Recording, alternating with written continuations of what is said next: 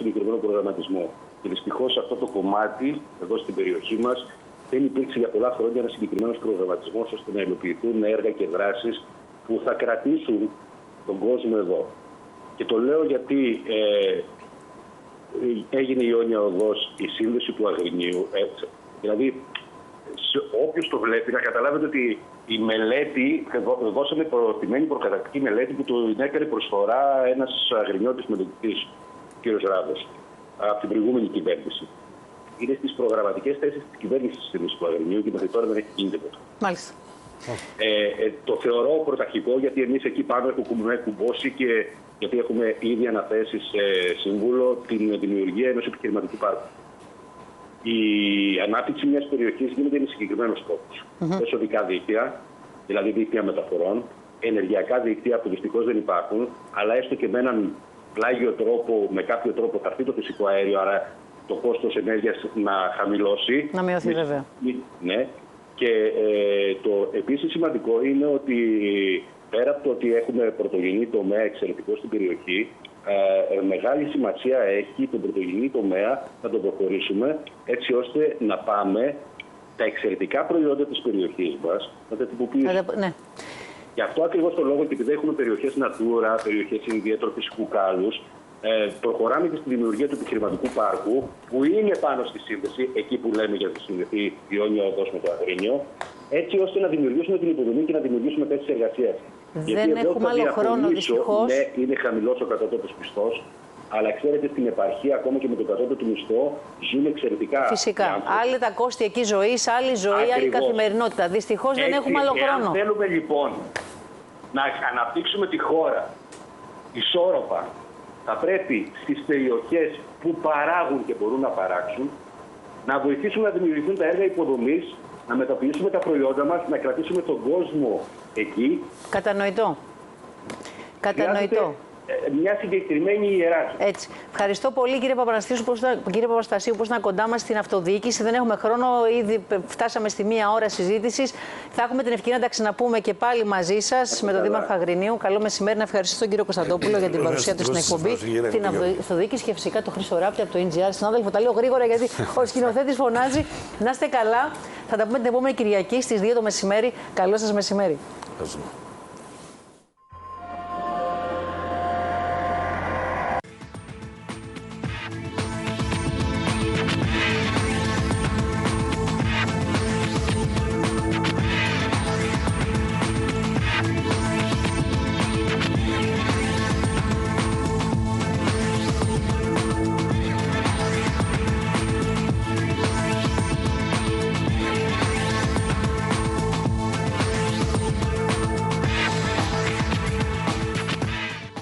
Το σκοτάδι η Μαρία το γνώριζε καλά, σε αντίθεση με την αδερφή της που το φοβόταν πολύ.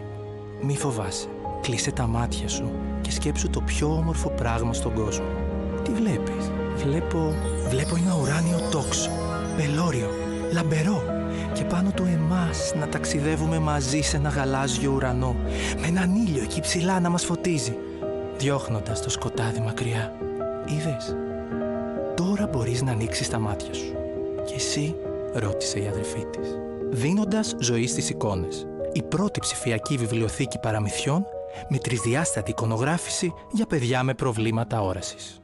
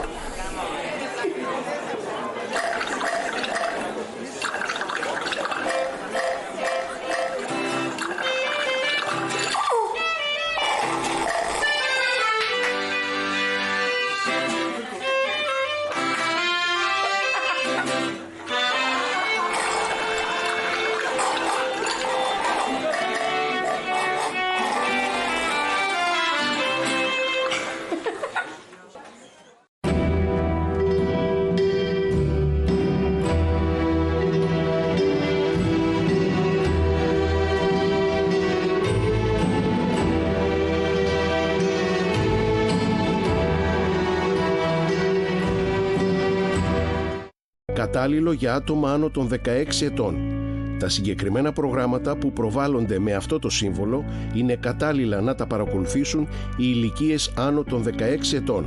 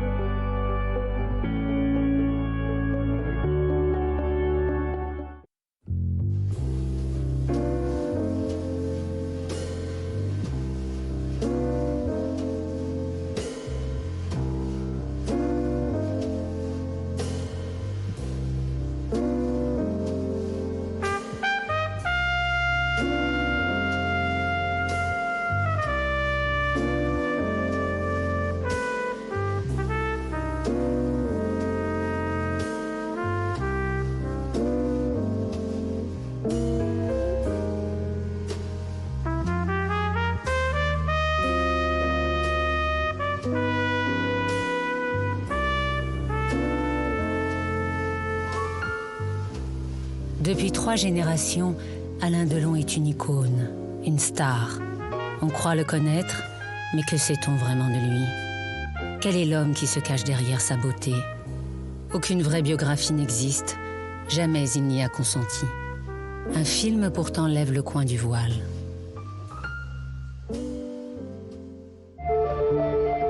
Un film dont le titre déjà est révélateur.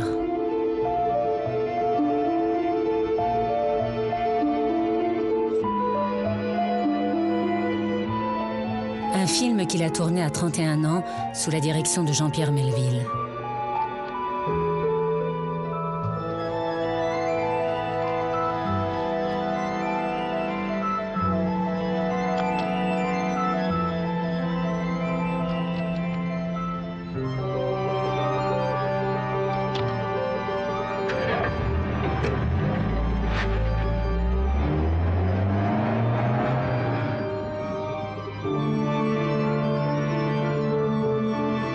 Jeff Costello, le samouraï, est un tueur, un guerrier. Mais l'homme semble inconsolable. Il mène sa vie en solitaire, comme son interprète, Alain Delon. La solitude, c'est pas une tare pour moi, parce que j'aime ça. Je m'y suis fait très jeune, très tôt. La solitude, c'est pas le phénomène de l'acteur Alain Delon. C'est pas du tout. Elle vient d'avant, vous l'avez compris. Elle vient de la petite enfance, des larmes de la petite enfance, comme disait Pascal Chartin. Et donc, elle m'a suivi toute ma vie, mais elle fait partie de ma vie. Je veux dire, je vis bien avec. Et lorsque je ne l'ai plus, quelque part, j'en ai besoin. Alain naît au milieu des années 30. Il est la passion de sa mère. Édith Delon est folle de ce fils qui lui ressemble trait pour trait. Son bonheur est de courte durée. Alain n'a pas 4 ans quand ses parents divorcent. Il vit une détresse qui prélude à une enfance solitaire. Son père a toujours cédé à Édith, qui obtient la garde d'Alain. Il disparaîtra plusieurs années. La place du père pour Alain restera vide. Édith se remarie, confiant son fils à une nourrice, Madame Néraud, qui vit à Fresnes, tout près de la grande prison. J'ai fait ma première communion à Fresnes, ma communion privée à Fresnes. J'ai passé une partie de ma jeunesse dans l'enceinte de la prison de Fresnes, que je connais très bien puisque j'habitais à côté. Monsieur Néraud est gardien de prison. Les visiteurs rentrent et sortent. Alain reste quand les portes se referment. Il est là quand chacun est parti. Il vit derrière les hauts murs. Et donc, j'ai passé toute ma petite enfance dans la cour de la prison de Fresnes avec les enfants des gardiens de prison. Ça, c'est pas des images, mais c'est du sonore, si vous voulez, qui me reste de cette époque, de mon époque cour de prison de Fresnes.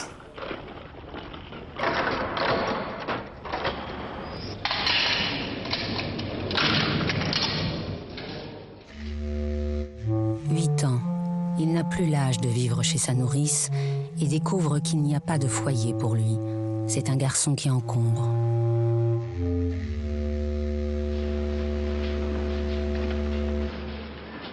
Il pénètre dans une autre prison, celle de 6 pensionnats successifs.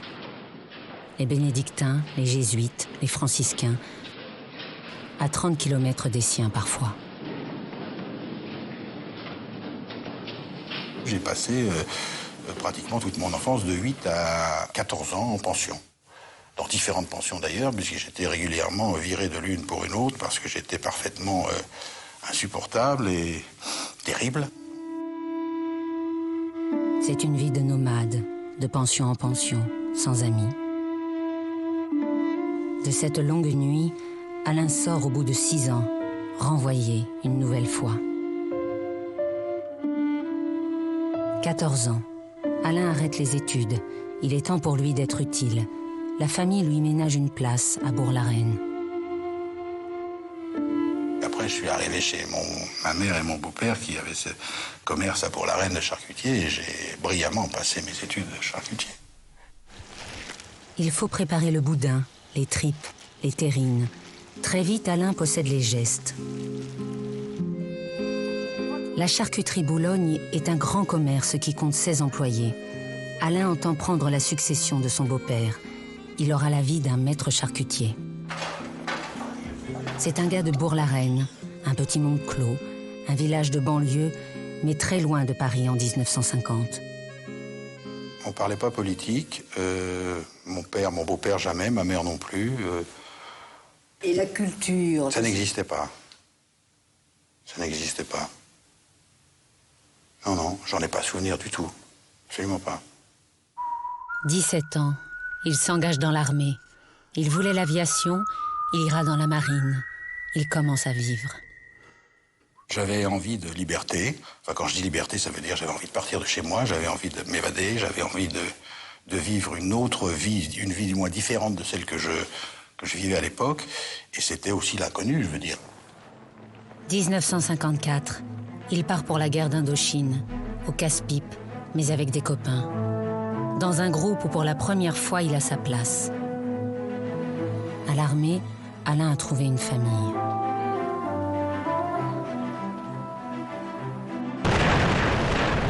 Et puis c'est la réalité.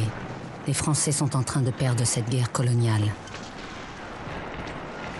Le 7 mai 54, Dien Bien Phu est tombé, pris par les forces du Viet Minh. À Saïgon, Alain connaît les derniers mois de la vie coloniale.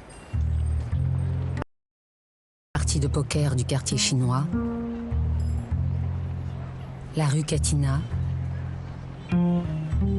les filles du parc aux Biches, mais aussi la nostalgie de la France qu'il retrouve au cinéma. J'ai été voir rue Catina à Saïgon, touché pas au Grisby, avec Gabin. Pour moi, c'était... D'abord, je ne savais pas que j'allais devenir acteur, je savais encore moins que j'allais rencontrer Gabin, encore moins que j'allais donner la réplique à Gabin, bien sûr. Grand souvenir. Et puis, c'est la prison militaire. Pour faire la fête, Alain a volé une Jeep de l'armée et il est tombé dans une rivière. Il est mis aux arrêts. Puis le voleur de Jeep est renvoyé de l'armée.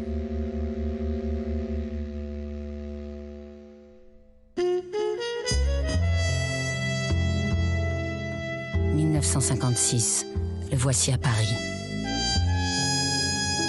Il a 20 ans, il est au pied du mur. Que faire ? Il n'a pas de projet, sinon de vivre libre, enfin. J'avais rompu tous les liens avec ma famille, je suis rentré seul à Paris, et là, pour la première fois, j'ai découvert Paris et je suis devenu parisien, et seul, en 56. Boulevard Rochechouart, à l'hôtel Regina, il partage une chambre avec un copain de l'armée. Il n'a pas un sou, mais celles qui vendent leur charme ne résistent pas à son physique. Dans la rue, dans les bars. Comme j'étais pas trop mal de ma personne et assez jeune, j'ai attiré tout un tas de jeunes dames du coin qui étaient désireuses de m'aider, y compris à vivre et à manger, ce qui n'était pas tout à fait déplaisant. Quand on a 21 ans, je me suis laissé aller. C'est la vie au jour le jour, à l'assaut d'un monde qu'il ignore, Paris. Sa gueule d'ange est le sésame. À Saint-Germain-des-Prés, il s'attache d'autres femmes que celles de Pigalle. Le destin prend le visage de Michel Cordoue, sa maîtresse, plus âgée que lui. Michel est l'épouse d'Yves Allégret, qui prépare un film au titre prédestiné, Quand la femme s'en mêle. Elle sait convaincre son mari, il doit engager ce jeune homme qui lui a fait la meilleure impression.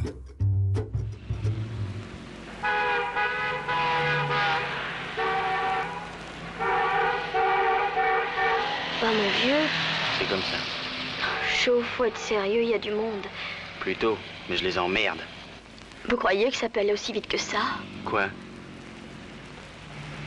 L'amour. Je sais pas. Mais ce que je sais, c'est que depuis que je te connais, je sens que c'est plus la même chose. Quoi? Les choses. Mais les petites gonzesses, tu sais, d'habitude, je me méfie. Il leur faut de la salade. Moi, je suis pas champion. Causer, c'est pas mon fort. Moi non plus. Mais qu'est-ce qu'on va faire, alors? Allez, il faut qu'on roule, je vais débloquer. Candide et voyou, ce gamin désarmant n'est pas un personnage de fiction. C'est Alain Delon, tel qu'il est, à 21 ans. Je suis entré dans ce métier, si vous voulez, en me sentant immédiatement comme un poisson dans l'eau. Quand on disait moteur, qui m'avait dit « tu fais ça », je trouvais ça tellement normal, je faisais ça tellement comme tous les jours, que j'avais pas l'impression de tourner un film, de jouer. Je ne jouais pas puisque je vivais. L'acteur débutant a désormais un agent, Olga Horstig, qui est aussi celui de Brigitte Bardot. Très vite, Mama Olga lui obtient un premier rôle, celui que son physique appelle, auprès de la jeune vedette européenne, Romy Schneider, qui l'accueille à Orly. C'est leur première rencontre, une scène pour les photographes organisée par la production.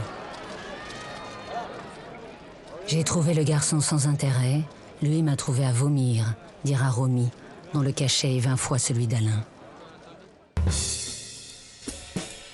Une héritière, une bourgeoise, qui pour le voyou de Bourg-la-Reine est une oie blanche. Elle vient de la classe sociale que je hais le plus au monde, s'écrie-t-il. Au studio, le tournage de Christine est électrique. Elle ne parle pas le français, ni lui un mot d'allemand. Puis vient le temps des extérieurs à Vienne. Oh, une petite goutte de pluie. On bique les amoureux qui ont reçu une bonne averse quand ils font leur première promenade, s'aimeront jusqu'à leur mort.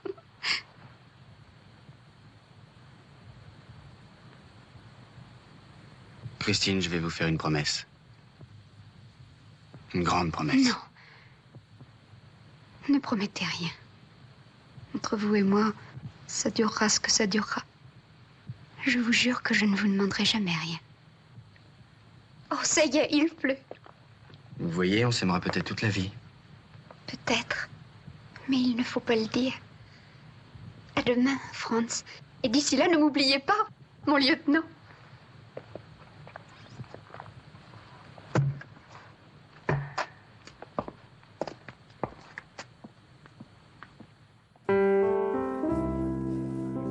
C'est une romance pour de bon, qu'ils vivent au grand jour. Une romance de tournage qui s'achève avec le dernier clap. Alain est reparti pour la France, Romy regagne l'Allemagne. Mais au dernier moment, elle a changé son billet. Elle ne s'envole pas pour Cologne, mais pour Paris. Amoureuse, elle débarque dans la vie d'Alain, émancipée, armée aussi de tous les courages. Car la beauté d'Alain s'exhibe dans son nouveau film. Le voici consacré sex-symbole. Et 3 des plus belles filles du cinéma français se le disputent. Cette fois encore, le titre du film ne ment pas. Une petite comédie qu'un grand réalisateur a vue. René Clément choisit Alain. Il lui offre le rôle d'un fils de famille. Delon refuse. Il veut l'autre rôle, celui du voyou. Le rôle principal ou rien. Puis René Clément l'a très mal pris en disant mais jeune homme, vous devriez être content de ce qu'on vous donne et accepter, etc. Et je me dis, là, moi je me suis gambergé, et je dis bon, bah, c'était très bien, c'est terminé, on passe à autre chose, c'est fini, je vais en faire un autre. Et puis d'un seul coup, il y avait dans un fond de la pièce, là-bas, il y avait une femme qui écoutait tout ça, qui ne disait rien, et qui soudain a dit « René chéri, le petit a raison ». C'était Madame René Clément. Près de l'auteur de La bataille du rail, Alain accède à un autre monde. Celui d'un grand artisan, qui détient les secrets du métier. René Clément a 46 ans, Alain en a 23. Il a trouvé une nouvelle figure de père. Clément me disait « j'aime comme tu bouges, j'aime ta façon d'évoluer ». Alors il me donnait un décor et il me disait « voilà, je me raconte l'ensemble de la scène » et puis il me disait « bouge comme tu le sens, va dans le décor, ne t'occupe de rien et je te filmerai, je te suivrai ».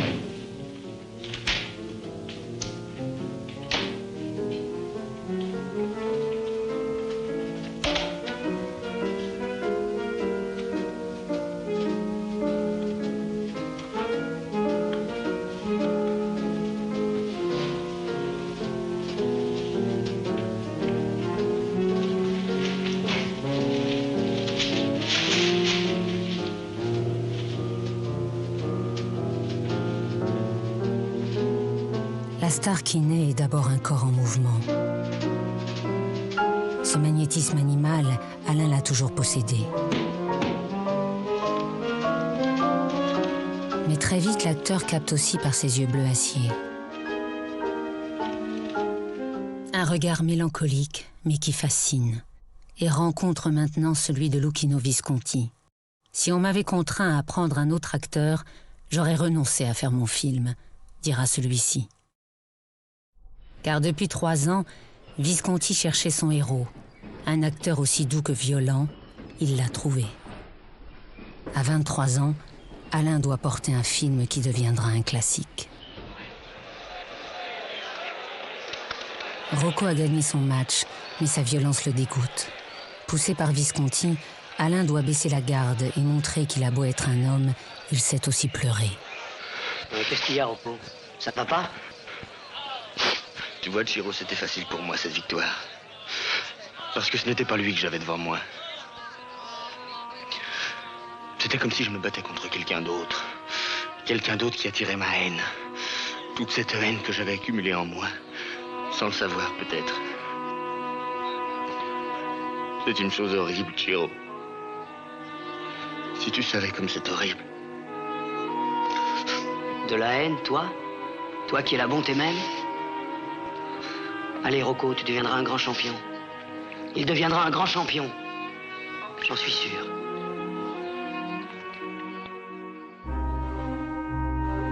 L'apprenti charcutier côtoie maintenant un grand artiste, un homme de grande culture, l'héritier des ducs de Milan.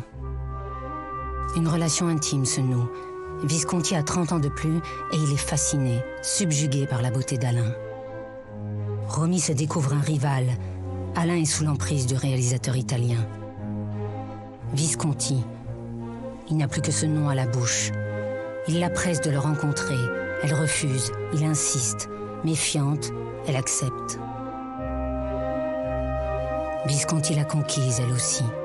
Il offre au couple un vrai défi à Paris, au théâtre, dans une pièce élisabéthaine de John Ford. C'est l'entreprise de tous les risques, pour 2 parfaits débutants au théâtre. Au cinéma, je me suis pratiquement senti tout de suite à l'aise. Alors qu'au théâtre, j'ai dû tout apprendre. J'ai dû apprendre à parler, j'ai dû apprendre à me tenir en scène, j'ai dû apprendre à marcher. Et je n'aurais pas pu, je crois, trouver meilleur professeur que Visconti. Qu'est-ce qui caractérise particulièrement le personnage de Giovanni? Oh, Giovanni est un très grand amoureux, un passionné, et avec toutes les qualités et les défauts que peut avoir un grand amoureux. Aime-t-il Romy passionnément? Il est là quand elle est hospitalisée d'urgence pour être opérée de l'appendicite. Il la soutient dans cette nouvelle vie en France qu'elle a choisie contre le gré de sa famille. Ce n'était pas le grand amour, mais l'amour de 20 ans, l'amour de jeunesse, dira-t-il plus tard. Quel avenir leur voit-il? Toute une vie ensemble, le mariage bientôt, des enfants? En tournée à travers la France, Romy joue la mouette de Tchekhov. Alain n'est pas là. Elle sait qu'il est à Rome et que devant la caméra d'Antonioni face à Monica Vitti, il doit se mettre à nu, incarner celui qu'elle a connu, l'homme amoureux. Ci vediamo domani. Ci vediamo domani e dopodomani. E il giorno dopo e l'altro ancora. E quello dopo. E stasera. Alle 8. Solito posto.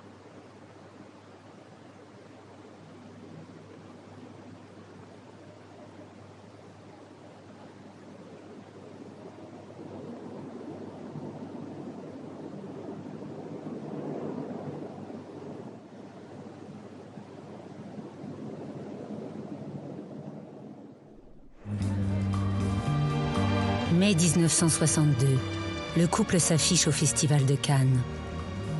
La vedette maintenant, c'est lui. Lui que les journalistes ne lâchent pas d'une semelle. Romy est l'actrice qui l'accompagne. En 3 ans, leurs statuts se sont inversés. Elle joue au théâtre, tandis qu'au cinéma, l'étoile d'Alain ne cesse de grandir. Alain Delon, la première chose que nos téléspectateurs remarquent en même temps que moi, c'est que vous laissez pousser la barbe. Oui. C'est pour plaire à Romy Schneider qui est à côté de vous ou c'est pour des besoins? Ça n'est pas pour plaire à Romy Schneider, ça n'est pas pour faire un genre non plus, c'est pour les besoins d'un film, pour les besoins de mon prochain film que je commence dans 8 jours, qui s'appelle Le Guépard, que je vais tourner en Sicile, qui sera dirigé par Luchino Visconti avec Burt Lancaster et Claudia Cardinal. Voilà. C'est une grande joie pour vous de retrouver Visconti. Hein? Ça a toujours été une grande joie pour moi de le retrouver. À Palerme, ils se retrouvent pour la 3e fois en 2 ans. Alain est l'acteur fétiche de Visconti. Il est devenu son complice. Dans la vie, il traite d'égal à égal avec Luchino. Il le rudoie même.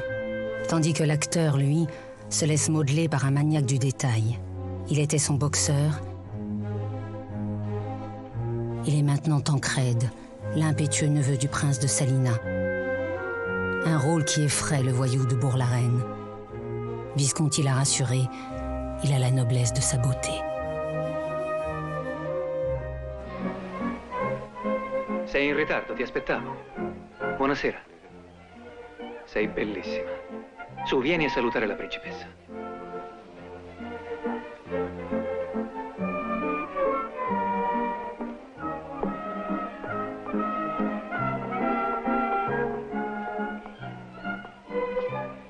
Principessa, permette che le presenti la mia fidanzata, Angelica Sedano. Cara, lascia che ti guardi. Sì, è proprio vero. Sei ancora più bella di quello che dicono. Grazie. Molto bella. Cos'è questa? È la croce di cavaliere della Corona d'Italia.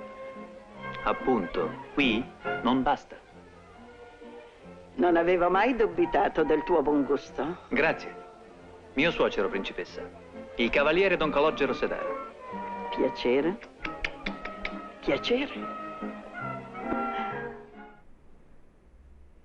Palme d'or à Cannes, le film est salué à travers le monde. Alain est une vedette internationale. Il a gagné sa campagne d'Italie. Il a gagné un nouvel apprentissage aussi, en côtoyant pendant 7 mois Burt Lancaster, qu'il appelle le boss.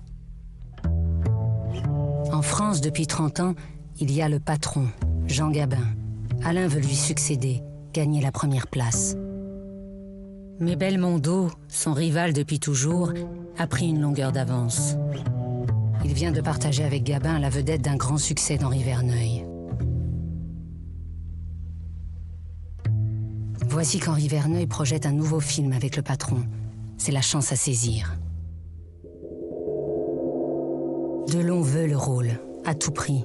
Mais il est trop cher pour la production qui refuse. Alors il tournera gratuitement, avec pour cacher les droits d'exploitation de quelques pays. Banco. J'aurais préféré avec cravate, mais enfin ça ira.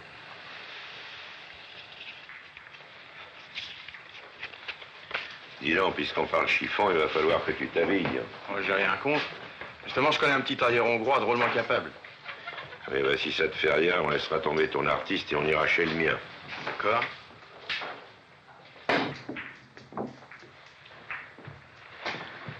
Tu sais que t'es sapé comme un banquier. Enfin, moi, c'est comme ça que je les vois. Peut-être, mais pour toi, on fera la coupe fils de famille. Je te donnerai les faves de ton nouveau pédigré. Dis donc, Charles. Oui. Si je comprends bien, tu me mets sur un coup. T'es pas d'accord?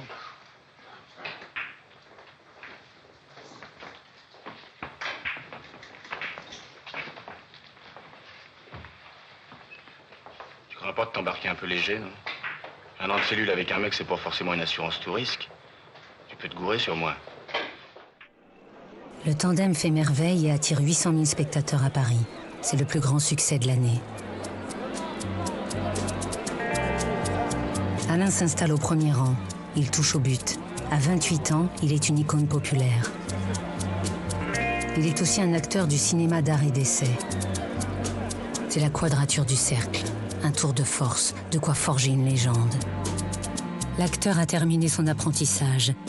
Il ouvre une nouvelle page, dans sa vie amoureuse également. Les éternels fiancés ne se marieront pas. Alain en aime une autre. Au bout de 5 ans, il quitte Romy. La rupture prend la forme d'une lettre de 15 pages qu'il lui a fait remettre alors qu'elle était très loin, aux États-Unis. « Je n'ai pas répondu à la lettre », écrira-t-elle. Il n'y avait plus rien à dire. Ajoutant « Je ne voudrais pas revivre cela. Je ne pourrais pas le supporter. »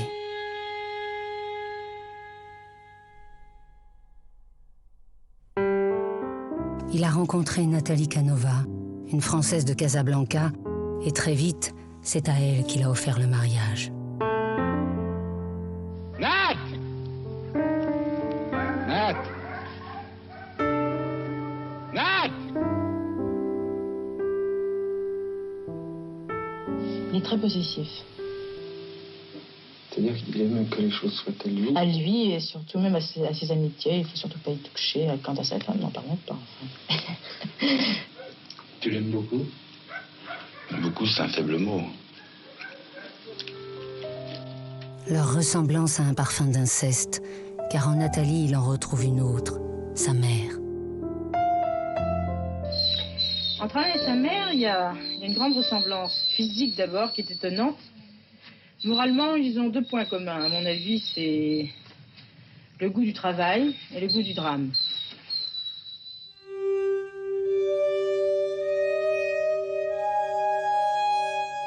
Sa mère n'est-elle pas la femme de sa vie, la plus dangereuse aussi? Elle l'adore et le dévore, alors il se tient à l'écart. Mais le cordon n'est pas rompu.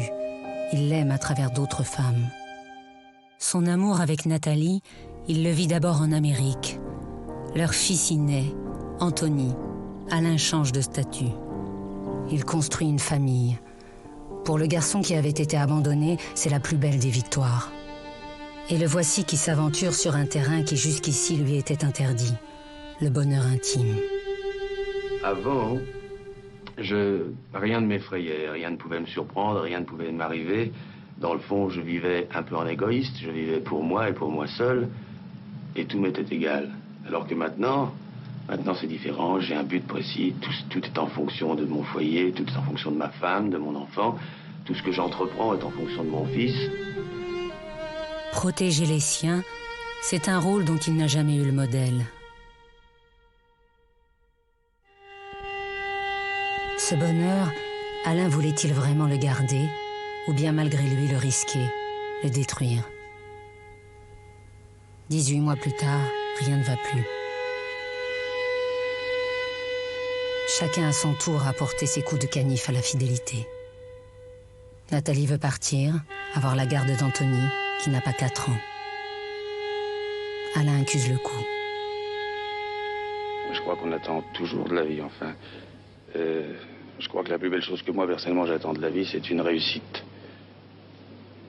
Pas sur le plan professionnel, mais sur le plan privé. Je crois que c'est la chose la plus difficile à accorder avec mon métier. Et c'est la chose qui me fait le plus peur. Et je ne sais pas si je réussirai à l'avoir. Et maintenant, ça marche bien? Quoi donc? Ce plan-là. Ça va, il y a des hauts, des bas, il y a des creux, des vagues. Son fils a l'âge qu'il avait au divorce de ses parents. Il a reproduit son histoire familiale. L'échec est terrible. Sa détresse, il la projette dans son nouveau personnage, le samouraï qui marche vers sa fin tragique. Le samouraï, c'est moi, mais de manière inconsciente, dira Alain. Jean-Pierre Melville l'avait deviné. De la solitude d'Alain, il a fait une œuvre mythique. Puis il lui propose un deuxième film, Le Cercle Rouge. Avec Melville, Alain fait une rencontre capitale, car l'homme au chapeau texan partage ses goûts, ceux de la nuit, de l'honneur, du tragique, des hors-la-loi. Partez, Alain.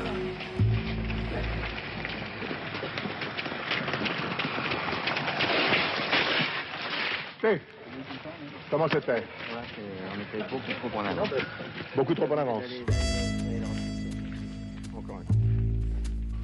Héros de film noir, Delon à nouveau court vers sa mort. Il mourra 27 fois à l'écran. Je suis un héros sombre, un héros et sympathique dans la mort, dit-il. Août 68. Dans la campagne de Saint-Tropez, il sourit à la vie. Il se sent parfaitement libre. Dans sa vie privée comme dans sa carrière, tous les chemins sont encore possibles. À Nice, il est venu accueillir la partenaire de son nouveau film. Il a refusé Nathalie Wood, Monica Vitti, et a imposé cette femme au foyer qui vit maintenant retirée à Berlin, Romy Schneider. Dans leur relation, c'est le moment du troisième acte, la rédemption. Alain avait quitté Romy, il lui ouvre les portes d'une grande carrière en France. Romy Schneider, c'est avec beaucoup de joie que nous vous retrouvons sur la Côte d'Azur. Romy Schneider, vous venez de tourner un film à Saint-Tropez. C'est retrouvailles avec Alain Delon, un petit peu d'émotion dans la voix peut-être? Oui, oui, oui. Vous êtes heureuse de retrouver Alain Delon? Très. Très. Alain Delon, tout à l'heure vous m'avez dit que vous étiez ému vous aussi en rencontrant... C'est normal, vous trouvez pas? Oui, bien sûr. Vous êtes vous-même ému en tenant ce micro. Sur le plateau, ils sont un couple et interprètent des scènes de leur vie passée. Je ne sens rien. C'est comme si j'embrassais un mur, écrit Romy dans son journal. Elle est devenue une autre femme, mais là n'est pas le sujet du film. La vraie vedette, elle le sait, ce n'est pas elle. À 32 ans, la beauté d'Alain est à son apogée.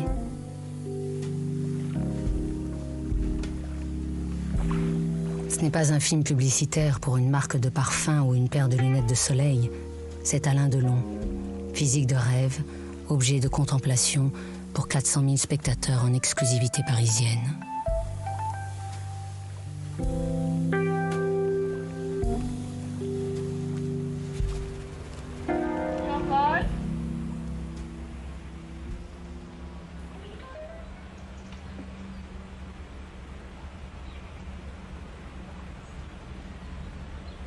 Cette image de bonheur est-elle trop insolente?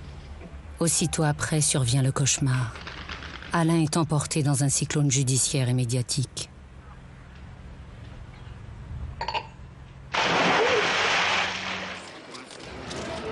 Son secrétaire, Stéphane Markovitch, a été assassiné. Il vivait chez Alain Delon et avant de mourir a envoyé des lettres qui l'accablent. L'affaire est sensationnelle, mais jamais on ne connaîtra la vérité, car elle devient politique. Le président y mettra un terme. Ses ennemis y ont mêlé le nom de sa femme, Claude Pompidou. La justice prononcera un non-lieu.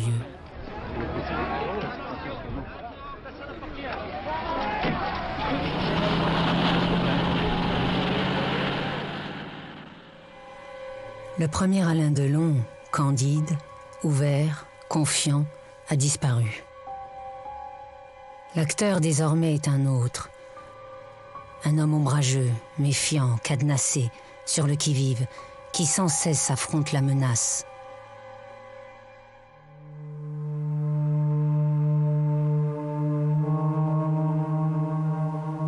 Alain est en Belgique, à Bruges, en tournage.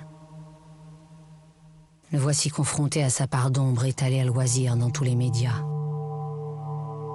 Son goût pour les armes, sa collection de revolvers. Ses amitiés depuis toujours avec les voyous, à Toulon, à Marseille, à Paris. Son soutien à François Marc-Antony, un vrai truand qui est inculpé du meurtre.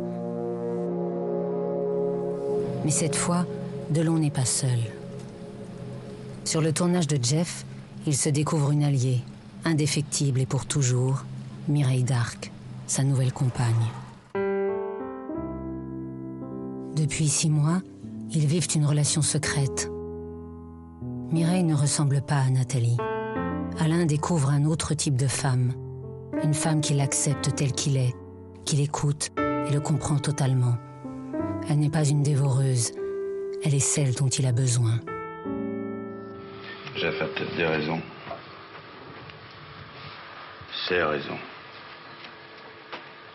Leur relation devient publique et Mireille peut dire son bonheur. Même si je ne comprends pas. Mais tout ce que je vais vous dire sur ce film, je suis tellement contente et tellement bien que je vais vous dire toutes les questions que vous allez me poser, je vais vous dire que c'est formidable. Je me sens un peu gênée. Soutenu par Mireille, Alain entame un nouveau chapitre de sa vie, la production Alain Delon. Un film de voyous, mais traité en comédie. L'histoire de Carbone et Spirito, les deux truands qui dans les années 30 régnaient sur Marseille. L'histoire surtout des deux numéros 1 du cinéma français réunis côte à côte. Le ticket fabuleux. Delon l'a rêvé, il le fait. Face à Belmondo, il s'est préparé. Jamais Alain Delon n'aura été aussi musclé. Dis donc, il y a un autre coup qu'on pourrait faire tous les deux, là, du même genre que les poissons, mais en plus grand. Explique. Poli. Quoi, Poli? La boucherie. Ça m'intéresse pas, la boucherie. Pourquoi? J'aime les bouchers. Je suis sûr qu'on peut l'avoir, Poli. C'est comme Marello, c'est des hommes finis. Un coup de pouce et il bascule. Peut-être, mais ça m'intéresse pas. Laisse-moi au moins t'expliquer. Hein? Je vais te le faire à pile ou face. Pile?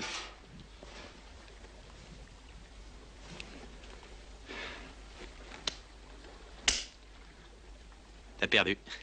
Tu vois, faut pas jouer avec moi. Le vainqueur, c'est lui. Borsalino est le plus gros succès de l'année.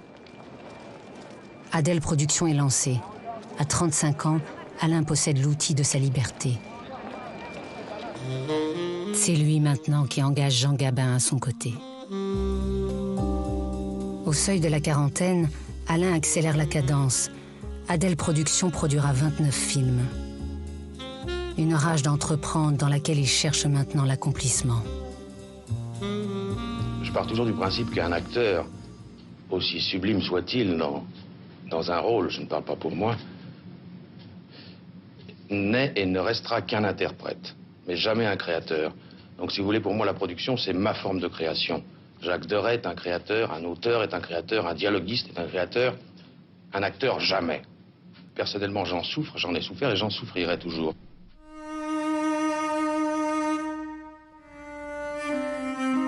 En donnant le jour à Monsieur Klein, le producteur devient un vrai créateur, car ce personnage modeste, obscur, perdu dans la nuit de l'occupation, lui doit tout.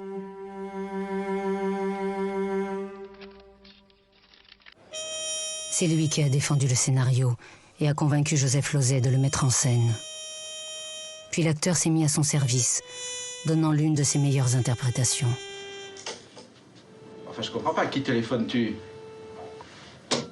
À Monsieur Klein. Encore? Il est pas mort? Non. As-tu trouvé son téléphone? Toujours le même. Il n'a jamais bougé de chez lui. Mis une pancarte à la fenêtre à louer, donné ma carte de visite à la concierge et il rentrait toutes les nuits.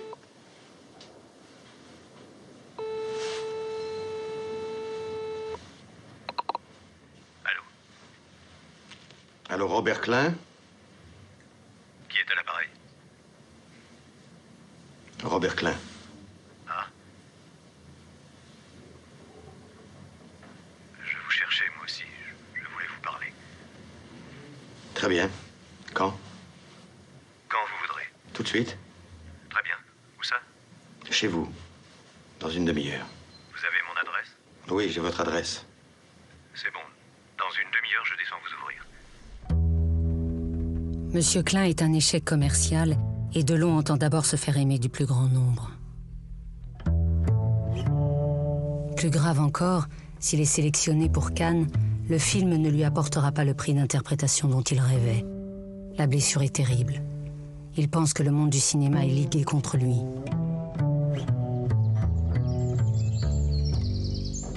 L'animal blessé a maintenant son territoire. Une vraie forêt de 58 hectares près de Montargis, où il pense ses plaies, il se relève, il renaît. Un nouveau royaume à Douchy, dont Mireille d'Arc est l'architecte. Elle y a creusé un lac, a aménagé le parc et a fait construire une maison de plain-pied qui abrite leur bonheur.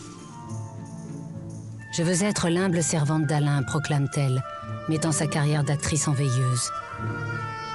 Elle aime ce qu'il aime, et d'abord ses chiens. Doberman, Malinois, Dog du Tibet. Les 15 à 25 chiens qui sont les autres enfants d'Alain, mais aussi des chiens d'homme qu'il domine. Il est le chef de meute.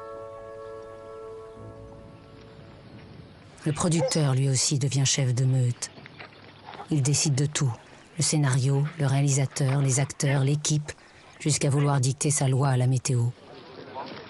C'est le temps qui régit tout et qui commande tout. Sur du parchemin.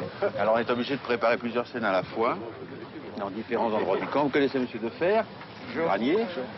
Bonjour. Metteur en scène. Adèle, Alain Delon Productions, compte 30 employés et chacun est là pour servir le patron. 20 ans plus tôt, face à Visconti ou René Clément, l'acteur se pliait aux directives. C'est l'homme au cigare maintenant qui impose sa loi à chacun, impatient de tout régenter. Qu'est-ce que je dis? Ça s'affecte trop vite. Non, trop vite, j'ai changé. Comment passer les 5 minutes? Enchaîner très lent sur tes mains. L'acteur contrôle les dialogues, le réalisateur, 22 millions, là. mais aussi chaque dépense de sa production. Congé payé? Congé. 18 millions. Et moi aussi. C'est la fin de semaine, ça. C'est plaisant, j'adore signer des chèques libres. Véronique Jeannot a 22 ans. Choisie parmi 250 comédiennes, elle aussi accepte la loi du chef. Véronique a terminé son premier grand film en beauté, comme elle l'a commencé. Vous êtes libre, mademoiselle. Voilà. Ses partenaires sont désormais de toutes jeunes femmes. Fiona Gélin, Sidney Rome, Sylvia Christel, Dalila Di Lazzaro. Les Delonnettes sont d'abord un regard d'admiration. Elles peuvent aussi devenir une partenaire dans la vie, comme Anne Parillot, qui ressemble à Nathalie. Au seuil de la cinquantaine, Alain brûle d'une passion qui durera 2 ans. Sous son regard, il franchit le pas et devient réalisateur. Producteur et acteur, il détient le pouvoir absolu, signant 2 films policiers formatés pour son public de toujours. C'est l'avant-première de son premier film, L'heure de vérité pour Alain.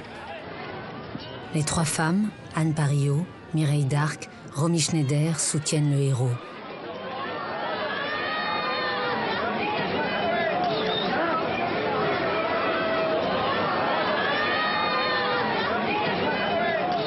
Romy a accepté pour Alain. Depuis la mort de son fils, elle ne sort plus et vit terrée chez elle.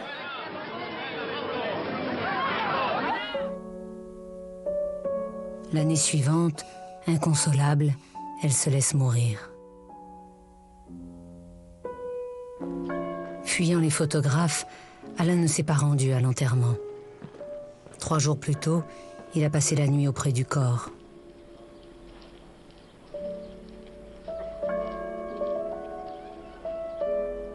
Il a fait 3 photos de Romy qu'il garde toujours sur lui dans son portefeuille.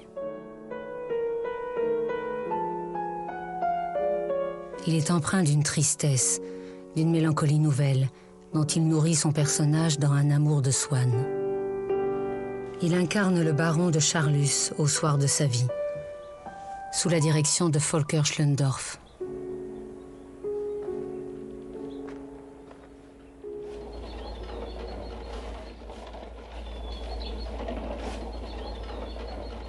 Notre vie est comme un atelier d'artiste, rempli d'ébauches délaissées.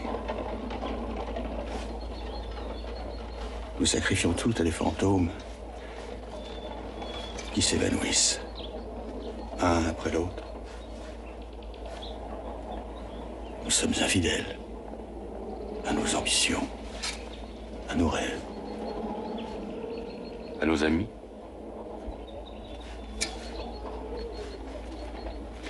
L'amitié est très peu de choses. Et ceux qui méprisent l'amitié peuvent être les meilleurs amis du monde. Charlus est invaincu. Il rejoint l'autre galerie des personnages de Delon, celle des perdants, des victimes, des zombies. Le professeur, tourné en Italie 10 ans plus tôt. Robert Avranches, le garagiste de notre histoire qu'a voulu Bertrand Blier.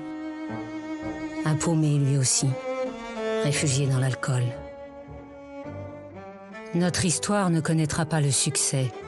Le grand public ne suit pas son héros dans sa pente destructrice, tandis que le monde du cinéma lui octroie le César du meilleur acteur. La reconnaissance du métier et en même temps la renaissance de l'homme avec un nouvel amour. Rosalie, un mannequin hollandais de 22 ans qu'il a aimé au premier regard. Elle aussi ressemble à Nathalie. À l'imbrûle d'une nouvelle passion, Rosalie partage sa vie. Elle lui donne une fille, puis un fils. Au seuil de la soixantaine, ils fondent une nouvelle famille. La solitude n'est donc pas une fatalité. La malédiction de l'enfance, celle de l'enfant abandonné, peut encore être vaincue. Alain s'est dédié à sa famille. L'acteur s'est fait plus rare. Quand il revient sur le terrain, il s'aperçoit que sa guerre est finie. L'histoire du cinéma se fait sans lui désormais. Bonjour. J'ai appris que Monsieur Cinéma était souffrant. Alors je suis venu lui présenter mes hommages. J'ai pas pu prévenir. Il est devenu une légende, une beauté vintage, un musée qu'on visite. Ni la télévision. Mais nous avons votre visite. Je me permets de vous déclamer mon admiration éperdue. Vous êtes celui que je préfère. Préfère? Parmi les vedettes, les étoiles du cinéma, vous êtes une constellation à vous tout seul. Le nec plus ultra. Merci. L'acteur est entré dans l'histoire et ne semble pas s'en étonner. Votre maître? Depuis longtemps déjà, il est habitué aux marques d'adulation. Sa santé et plus encore ses humeurs sont précaires. Mais puis-je vous faire une confidence? Voilà, alors je vous l'avoue, je me suis toujours dit que je resterai au service de Monsieur Cinéma, au moins jusqu'au jour où je verrai Monsieur Delon, mon idole. Sa légende est plus forte encore à l'étranger, en Russie, en Chine, au Japon surtout, où il est une idole. Mais qui est Alain Delon? Une star ivre de vanité, du haut de ses 87 films? La réponse, il la donne à la fin, lors de ses adieux au cinéma. César ne vieillit pas. Il mûrit. Ses cheveux ne blanchissent pas, ils s'illuminent. César est immortel. Pour longtemps.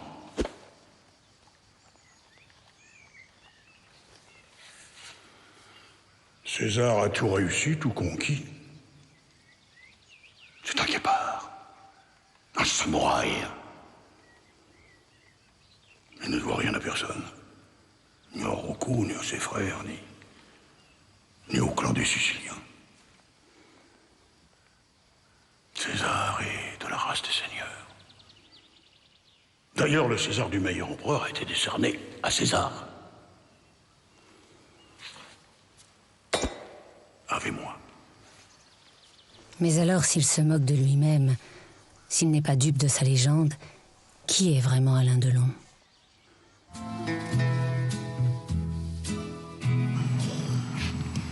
César est immortel. Pour longtemps. Il est fou. Attendez, c'est là qui me regarde. Regardez.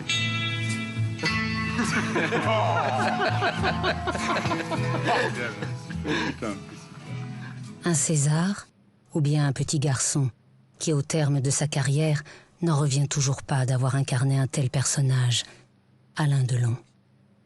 C'est un accident, ce que je suis. Alors, il faut que je l'assume. J'ai été placé sur une orbite, il faut que j'y reste et que j'y sois. Et puis après, on est entraîné par là. On est entraîné dans cette comète, on est entraîné dans cette folie, et puis d'un seul coup, on vous met une étiquette et vous êtes Delon. Et vous êtes obligé de continuer à l'être, et il faut le jouer, il faut l'être, il faut le rester et le demeurer. parce qu'ils le veulent, parce que vous le voulez aussi un peu, et puis parce que c'est la loi. Mais c'est un jeu. C'est là que Delon perd ses repères. Parce que je ne sais plus très bien où j'en suis, parce qu'il ne sait plus très bien où il en est, parce que arrive un moment où ça le dépasse, que la machine le dépasse, il faut qu'il court pour rattraper la machine et pour dépasser la machine, alors que dans le fond, il est quoi? Il est celui qui était à Fresnes. Il a toujours été, il sera toujours celui qui était à Fresnes. À Fresnes, le petit garçon vivait seul, coupé du monde, derrière les hauts murs de la prison. À Douchy, un mur d'enceinte protège également son territoire. Il ceinture un monde clos, tel que l'a souhaité Alain Delon. Rosalie est partie. Alain a brûlé sa dernière passion. Il reste fidèle à celui qu'il a toujours été, le garçon abandonné. Il vit à l'abri avec ses chiens, les vrais compagnons de toute sa vie. Jamais ils ne lui ont menti, ne l'ont abandonné. Un par un, il les a pleurés, enterrés. 35 tombes de chiens, près desquelles il a fait dresser sa chapelle, pour y être enterré à son tour. L'acteur à Douchy peut être seul. Il a tant de souvenirs. Ceux d'une époque merveilleuse, quand il enchantait le monde. Chacun improviser comme tout le monde. Alors pour tout le monde, dehors. Merci, merci à tous, merci. Ce verre où je mets mon amitié, je veux le boire à votre santé.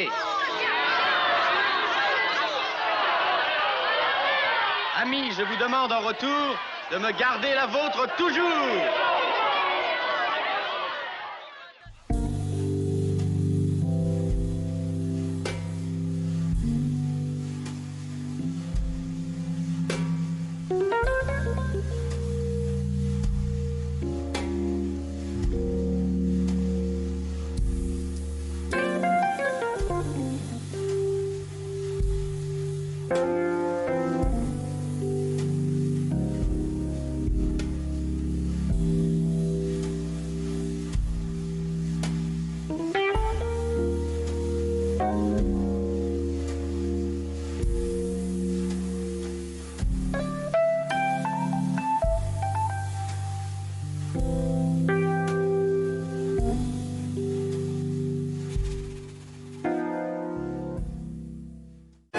Λεωνίδας Καβάκος, συναυλία για την Ουκρανία, στο Μέγαρο. Την 5η 14 Απριλίου, ο Λεωνίδας Καβάκος και το Μέγαρο Μουσικής Αθηνών διοργανώνουν συναυλία για την στήριξη των θυμάτων του πολέμου στην Ουκρανία. Τα έσοδα θα διατεθούν υπέρ της ανοικοδόμησης του μαευτηρίου της Μαριούπολης. Μαζί του η μουσική, Βασίλης Βαρβαρέσος, Ηλίας Λιβιεράτος και Τιμόθεος Γαβριηλίδης Πέτριν σε αριστουργηματικά έργα Μπράμς. Όλοι οι καλλιτέχνες συμμετέχουν αφιλοκερδώς. 14 Απριλίου, Λεωνίδας Καβάκος, συναυλία για την Ουκρανία. Megaron.gr. Φάουστ, η μεγαλόπρεπη όπερα του Σαρλ Γκουνό, επιστρέφει στην εθνική λυρική σκηνή σε μουσική διεύθυνση Πιέρ ντι Μουσό και σκηνοθεσία Ρενάτο Τζανέλα. Από τις 7 Απριλίου και για 8 παραστάσεις στην αίθουσα Σταύρος Νιάρχος στο Κέντρο Πολιτισμού Ίδρυμα Σταύρος Νιάρχος. Μέγας δωρητής εθνικής λυρικής σκηνής Ίδρυμα Σταύρος Νιάρχος. Όταν η μέση θερμοκρασία αυξάνεται, οι βροχοπτώσεις λιγοστεύουν και οι καύσωνες διαρκούν πια περισσότερο, όταν οι μέρες ξηρασίας γίνονται πιο πολλές, ο κίνδυνος πυρκαγιών πιο συχνός και τα φαινόμενα σφοδρών βροχοπτώσεων έχουν αυξηθεί, τότε το αύριο είναι τώρα. Κλιματική αλλαγή. Προσαρμογή τώρα για όλους. Το κλίμα αλλάζει. Εμείς